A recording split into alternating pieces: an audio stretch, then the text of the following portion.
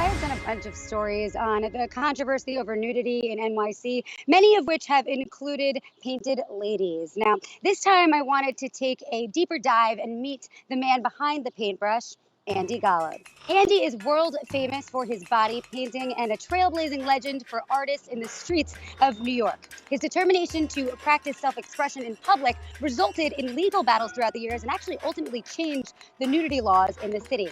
I joined Andy in Washington Square Park to see his whole operation, soup to nuts. No pun intended.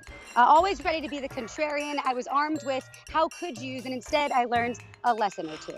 I don't have the luxury of modesty. I don't have the luxury of body shame. It doesn't work for me. You know, I need so much help to do what I want to do. That's Nikki, who is in a wheelchair. Her freedoms are constricted by cerebral palsy, and her husband, Clay, and her try to find new ways for them to express themselves freely each day. Andy helps facilitate that for them.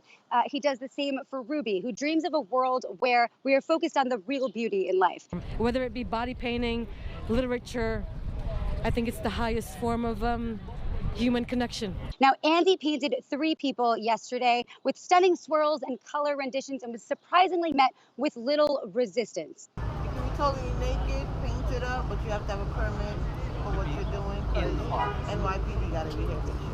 Where were they? Now, the Parks Department only asked that he move out of the park and into the public street. Andy does not identify as part of the racy desnudas crowd in Times Square. That's important to note, because to him, body paint is solely for artistic expression, not for a payday. With the current zoning laws under review and likely to soon constrict, he maintains it's important to separate all the panhandle from the artistic. Their art is about making money. It's like a tourist attraction, and people come to New York, they want to take a photo with Spider-Man. There's nothing particularly artistic about Spider-Man, and what I'm doing is I'm making art that's actually art. Were the desnudas ever actually really calling themselves artists in the first place? They're just expressing their freedom to go shirtless if they want to. The problem here is that Andy says directly he is not out to cause any sort of conflict whatsoever.